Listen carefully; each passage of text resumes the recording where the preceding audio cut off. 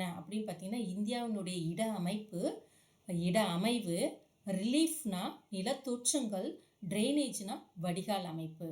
ஏற்கனவே நம்ம ஸ்டார்ட் பண்ணியிருக்கோம்.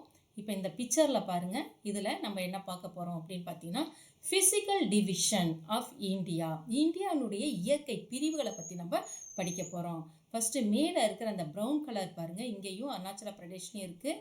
ப்ரௌன் கலரில் இருக்கிறது எல்லாமே மவுண்டெயின்ஸ். நெக்ஸ்ட்டு பார்த்தீங்கன்னா பேரட் க்ரீனில் இருக்குது பாருங்கள், இந்த கலர் வந்து கங்கா பிளெயின். அதுவே கொஞ்சம் சவுத் சைடு வந்து ஈஸ்ட் டைரக்ஷனில் பாருங்கள், டார்க் க்ரீனில் இருக்குது இல்லையா, இந்த டார்க் க்ரீனில் இருக்கிறது என்ன அப்படின்னு பார்த்தீங்கன்னா ஈஸ்டர்ன் கோஸ்டல் பிளெயின். நெக்ஸ்ட் அப்படியே லெஃப்ட் டைரக்ஷனுக்கு வாங்க, லெஃப்ட் டைரக்ஷனில் திரும்பி டார்க் க்ரீன் கலர் இருக்குது, இதனுடைய பேர் என்னன்னா வெஸ்டர்ன் கோஸ்டல் பிளெயின். ஓகேவா, ரொம்ப முக்கியமானது மவுண்டெயின்ஸு, பிளெயின்ஸு.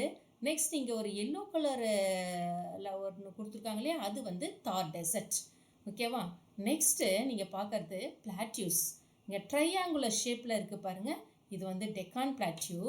நெக்ஸ்ட்டு டெக்கான் பிளாட்யூக்கு அப்வர்டில் கொஞ்சம் மேலே பார்த்தீங்கன்னா ரைட் சைடில் Chota Nagpur plateau. Next Deccan பிளாட்யூக்கு லெஃப்ட் சைடில் கொஞ்சம் அப்வர்டில் பார்த்தீங்கன்னா மால்வா பிளாட்யூ. இந்த 3 பிளாட்யூவும் ரொம்ப ரொம்ப ரொம்ப ரொம்ப முக்கியம். ஏதாவது ஒரு பிளாட்யூ வந்து மாறி மாறி ஜியாகிரஃபி மேப்பில் ஒவ்வொன்றும் வந்துக்கிட்டே இருக்கும். அதனால் இந்த மேப்பை நல்லா பார்த்துக்கோங்க. Deccan plateau, Malwa plateau, Chota Nagpur plateau. Deccan plateau வந்து சென்டரில் கீழே சவுத் சைடில் இருக்குது ட்ரையாங்குலர் ஷேப்பு. அப்படியே ரைட் சைடில் பார்த்தீங்கன்னா சோத்துக்கை பக்கம் பார்த்தீங்கன்னா சோட்டா நாக்பூர் பிளாட்யூ. அப்படியே லெஃப்ட் சைடு வந்தீங்கன்னா அப்வர்டில் மால்வா பிளாட்யூ. அதுக்கப்புறம் பார்த்தீங்கன்னா இங்கே ரவுண்டில் கொடுத்துருக்காங்க பாருங்கள் ரைட் சைடில், அது என்னன்னா அந்தமான் நிக்கோபார் ஐலாண்ட். அதுவே இந்த சைடு லெஃப்ட் சைடு கொடுத்துருக்காங்க லக்ஷத்தீவ். ஸோ இதுதான் என்னன்னு பார்த்தீங்கன்னா physical division of India. Next importance of Himalayas, இமயமலையின் முக்கியத்துவம் என்ன. ஹிமாலயாஸ் எங்கேருந்து எது வரலையும் இருக்குது பாருங்கள், ஜம்மு காஷ்மீர்லேருந்து ஸ்டார்ட் பண்ணி அருணாச்சல பிரதேஷ் வரலையும் இருக்குது. இதனுடைய முக்கியத்துவம் என்ன அப்படின்னு பார்த்தீங்கன்னா first you have to understand the directions of India. இந்த ஈஸ்ட் டைரக்ஷன், சாரி இந்த ரைட் சைடு ஈஸ்ட் டைரக்ஷன், இந்த west side left side west direction, upward north direction, downward south direction. right side ல இருக்கிறது east direction, left side ல இருக்கிறது west direction, upward ல இருக்கிறது north direction, downward ல இருக்கிறது south direction. first you have to understand the direction of India. next Himalayas. இப்போ இந்த ஏரோ மார்க் இருக்கு இல்லையா, அது என்னன்னு பார்த்தீங்கன்னா சவுத் வெஸ்ட் மான்சூன். ஓகே, சவுத்துக்கும் வெஸ்ட்டுக்கும் நடுவில் அரேபியன் சி இருக்கு இல்லையா, அங்கே இருந்து என்ன ஆகுது, ஃபார்ம் ஆகி இட் ப்ளோ அப்வர்டு, மேல் நோக்கி போகுது. When the south west monsoon blow upward, அங்கே மேலே போகும்போது ஸ்ட்ரைக் பை த ஹிமாலயாஸ், ஹிமாலயாஸில் போய் அடிக்குது. The Himalayas block the south west monsoon, இமயமலை சவுத் வெஸ்ட் மான்சூனை என்ன பண்ணுது, பிளாக் பண்ணி it causes give rainfall to the north state, north ஸ்டேட்டுக்கு என்ன பண்ணுது, மழை பொழிவை கொடுக்குது. ஸோ இது ஒரு முக்கியமான பாயிண்ட்டு, இது வந்து டீட்டெயிலில் வரக்கூடியது, நல்லா அப்சர்வ் பண்ணிக்கிங்க. நெக்ஸ்ட் பார்த்தீங்கன்னா it forms a natural barrier to the subcontinent. சப்கான்டினென்ட்னு பார்க்கும் பொழுது துணைக்கண்டம், அது நேச்சுரல் பேரியர்ஸ்னால் இயற்கை அரணா செயல்படுது. இந்த ஹிமாலயாஸ் வந்து ஒரு இயற்கை அரணா துணைக்கண்டத்துக்கு செயல்படுது. நெக்ஸ்ட் பார்த்தீங்கன்னா it prevent cold winds blowing from central Asia and protect India from severe cold. அதாவது இது பயங்கரமான நடுங்கக்கூடிய ஒரு குளிர்லேருந்து நம்மளுடைய நாட்டை பாதுகாக்குது. எதுனா ஹிமாலயாஸ். அதில் பார்த்தீங்கன்னா இந்த cold wind, severe cold wind coming from the central Asia, மேலேருந்து ரஷ்யா பக்கத்துலேருந்து வரக்கூடிய அந்த சிவியர் கோல்டை ப்ரொடெக்ட் பண்ணி நம்மளுடைய நாட்டை அழகாக பாதுகாக்குதுன்னு சொல்கிறாங்க. Not give too hot, not give too cold, ரொம்ப குளிர்ச்சியாகவும் இல்லாமல் ரொம்ப ஹாட்டாகவும் இல்லாமல் நம்மளுடைய கிளைமேட்டிக் கண்டிஷனை, ஒரு மாடரேட் கிளைமேட்டிக் கண்டிஷனை அழகாக கொடுக்குது. இதெல்லாம் 5 மார்க்ஸில் வரும், நல்லா படிச்சுக்கிங்க. இங்கே பாருங்கள், ஃபுல்லாக அவளுடைய ஃபேஸ் எல்லாமே ஸ்னோவால் கவர் ஆகிருக்கு. அவளுடைய கேப்பு, மாஸ்க்கு, ஐ லேஷஸ்ஸு எல்லாமே பார்த்தீங்கன்னா ஃபுல்லாக ஐஸ் கட்டியாக மாறி இருக்குது. So very difficult to leave in that area. So அந்த குளிர் காற்றை தடுத்து நம்மளுடைய நாட்டுக்கு ஒரு பாதுகாப்பை கொடுத்து ஒரு நல்ல ஒரு மாடரேட் கிளைமேட்டிக் கண்டிஷனை கொடுக்கறது எதுன்னு பார்த்தீங்கன்னா ஹிமாலயாஸ். நெக்ஸ்ட்டு இது மேப்பில் பார்த்தீங்கன்னா the northern mountains are described as த paradise of tourists due to its natural beauty. இதனுடைய இயற்கை அழகால் இதை எப்படி வர்ணிக்கிறாங்க அப்படின்னு பார்த்தீங்கன்னா paradise of tourists, சுற்றுலா பயணிகளுக்கு இது வந்து ஒரு சொர்க்க பூமியாக இருக்குது. இதனுடைய அழகு வந்து ஒரு சொர்க்க பூமியாக இருக்குது. நெக்ஸ்ட் இம்பார்ட்டன்ஸ் ஆஃப் ஹிமாலயாஸில் முக்கியமாக you have to study the important reverse. First reverse பார்த்தீங்கன்னா இண்டூஸ் ரிவர்ஸ். அந்த ரிவர்ஸ் எங்கேருந்து ப்ளோ ஆகி வருது அப்படின்னு பார்த்தீங்கன்னா பாகிஸ்தான்லேருந்து ஃப்ளோ ஆகி அப்படியே இந்தியாவுக்குள்ளார என்டர் ஆகுது, ஜம்மு காஷ்மீர் வழியாக என்டர் ஆகுது. That is very very important river in north சைடில் ரொம்ப முக்கியமானது, மேப்பில் அடிக்கடி வரக்கூடியது. நெக்ஸ்ட்டு பார்த்தீங்கன்னா கங்கா ரிவரும் அதே மாதிரி ஸ்டார்ட் பண்ணி எங்கே முடியுதுன்னா கல்கட்டா பக்கத்தில் சுண்டர்பேன் என்ற இடத்துல அங்கே போயிட்டு எதுக்குள்ளார ட்ரைனேஜ் ஆகுதுன்னா bay of Bengal. Next river பார்த்தீங்கன்னா Brahmaputra. Actually the Brahmaputra river is originate in Tsangpo, that means in டிபெட்டில் சாங்பூன்ற இடத்துல உருவாகிறதால அதுக்கு பேர் Tsangpo river. Okay, that river flow and enter into இந்தியாக்குள்ளார நுழையும் போது in Arunachal Pradesh, that name is Brahmaputra. So these three rivers are very very important. These rivers originate in the Himalayas. Next, many hill stations and pilgrim centers like Amarnath, Kedarnath, Badrinath and Vaishnavi Devi temples are situated here. இங்கே நிறைய hill station, மலைவாச ஸ்தலங்கள் இருக்குது. Pilgrim சென்டர்ஸ்னால் புனித ஸ்தலங்கள் இருக்குது. முக்கியமான புனித ஸ்தலங்கள்லாம் இங்கே இருக்குன்றாங்க. பார்த்து ஃபஸ்ட்டு பாருங்கள், அமர்நாத் டெம்பிள் இவ்வளோ எக்ஸலண்ட்டாக பியூட்டிஃபுல்லாக அழகாக இருக்குது பாருங்கள். அப்படியே அந்த ஸ்னோ பாருங்கள் எதனுடைய ஷேப்பில் இருக்குன்னா ஒரு லிங்க வடிவத்தில் இருக்குது அப்படின்றாங்க. நெக்ஸ்ட்டு பாருங்கள் கேதார்நாத் டெம்பிள், வெரி எக்ஸலண்ட், அப்படியே மேலே க்ளவுடி மாதிரி இருக்குது, மலையடி வாரத்தில் அது ஒரு டெம்பிள் அழகாக கட்டி வச்சுருக்காங்க, ஃபேண்டாஸ்டிக்கான ஒரு டெம்பிள்.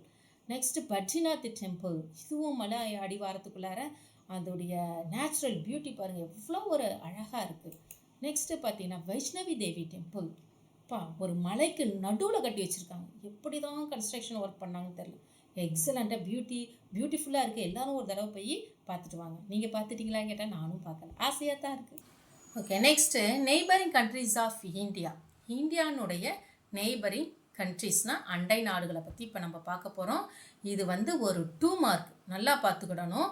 இதுக்கு வந்து ஷார்ட்டாக நான் உங்களுக்கு ஒரு வேர்டு கொடுத்துருக்கேன், பேனிக் எம்பிபிஎஸ் சீட்டு கிடைக்கனாலே ஒரு பேனிக், பதட்டமாக இருக்கும் இல்லையா? இப்போ இங்கே இருக்கிற நெய்பரிங் கண்ட்ரிஸுடைய எல்லா கண்ட்ரியினுடைய ஃபஸ்ட்டு லெட்டரை தான் நான் உங்களுக்கு எழுதியிருக்கேன். நெய்பரிங் கண்ட்ரிஸ் ஆஃப் இந்தியானா டக்குன்னு நீங்கள் பேனிக் எம்பிபிஎஸ்ன்னு ஷார்ட்டாக எழுதி வச்சுக்கிட்டு ஒவ்வொரு லெட்டரில் இருந்தும் நீங்கள் அந்த கண்ட்ரி நேமை எழுதுனா கொஞ்சம் ஈஸியாக இருக்கும். அதுக்காக நான் இதை எழுதியிருக்கேன், பார்த்துக்கோங்க. ஃபஸ்ட்டு பார்த்தீங்கன்னா நெய்பரிங் கண்ட்ரீஸில் என்னெல்லாம் இருக்குன்னா பாகிஸ்தான், அதுக்கு மேலே ஆப்கானிஸ்தான், அப்படியே வந்தீங்கன்னா கீழே இந்தியா, நேபாள், சைனா. ஓகேவா? இது ஃபுல்லாக வந்து பேனிக். அதுக்கப்புறம் பார்த்தீங்கன்னா எது வருதுன்னா இந்த எம்பிபிஎஸ்ல என்னெல்லாம் வருது, மியான்மர் வருது, அதுக்கு பி ஃபார் பூட்டான், இன்னொரு பிக்கு பார்த்தீங்கன்னா பங்களாதேஷ், ஸ்ரீலங்கா. ஸோ இதுதான் நெய்பரிங் கண்ட்ரிஸ். 2 மார்க்கில் வரும், நல்லா படிச்சுக்கோங்க. உங்களுக்கு வந்து அப்படியே மேப் வந்து எக்ஸாமுக்கு முன்னாடி மேப் உங்கள் கண் முன்னாடி வந்து நிற்கணும், அந்த மாதிரி மேப்பை வச்சுட்டு நீங்கள் படிச்சிங்கன்னா ஈஸியாக இருக்கும். Next, write a short note on Deccan plateau. தக்கான பீடபூமியை பற்றி உங்களுக்கு எழுத சொல்கிறாங்க. டெக்கான் பிளாட்யூனா இதில் முக்கியமாக என்னென்ன இருக்குது அப்படின்றத பார்ப்போம். First you have to study the directions. இந்த east direction bay of Bengal, இந்த west direction Arabian sea, in downward Indian ocean. Next பார்த்தீங்கன்னா ஒரு ட்ரையாங்குலர் ஷேப் இருக்குது பாருங்கள். இதுதான் டெக்கான் பிளாட்யூ. இது வந்து it is a triangular shape. The area of this plateau is about 7 lakh square kilometer. The height ranges from 500 to 1000 meter above the sea level. அதாவது என்ன சொல்கிறாங்கன்னா இது ஷேப்பு பார்த்தீங்கன்னா ட்ரையாங்குலர் ஷேப்பில் இருக்குது. இதனுடைய ஏரியா எவ்வளோ இருக்குது அப்படின்னு பார்த்தீங்கன்னா 7 lakh ஸ்கொயர் கிலோமீட்டர் இருக்குது. இதனுடைய ஹைட்டு சி லெவல்லேருந்து இதனுடைய ஹைட் எவ்வளோ இருக்குன்னா 500 மீட்டர்லேருந்து 1000 மீட்டர் வரையும் இருக்குன்றாங்க. 3 பாயிண்ட்ஸ் எழுதுனீங்க 2 mark without any spelling mistake you have to write. புரியுதா? நீங்கள் ஸ்பெல்லிங் மிஸ்டேக் இல்லாமல் எழுதுனீங்கன்னா நல்ல மார்க் உங்களுக்கு கிடைக்கும். நெக்ஸ்ட் கொஸ்டின் பாருங்கன்னா இதுவும் ஒரு 2 மார்க்ஸில் வருது. மேஜர் பெனின்சுலர் ரிவர்ஸ், அதாவது மேஜர் பெனின்சுலர் ரிவர்ஸ்னால் first you have to understand what is the meaning of peninsular.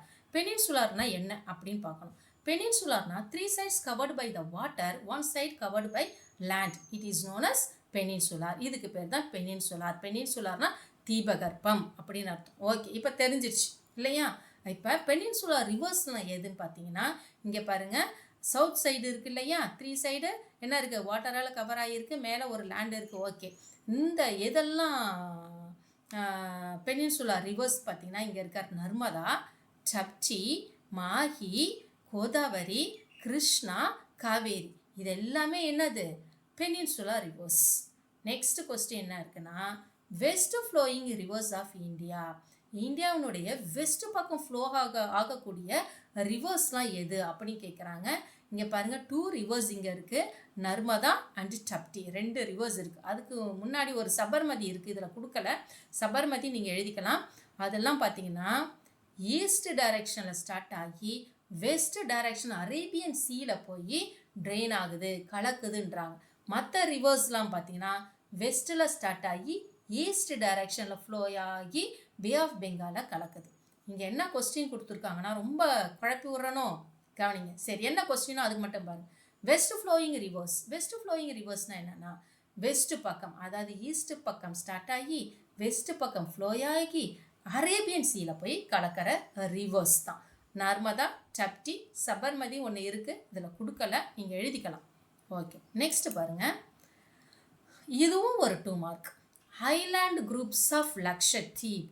Island groups of லக்ஷத்தீப்பை பற்றி எழுதுங்கன்னு கேட்குறாங்க.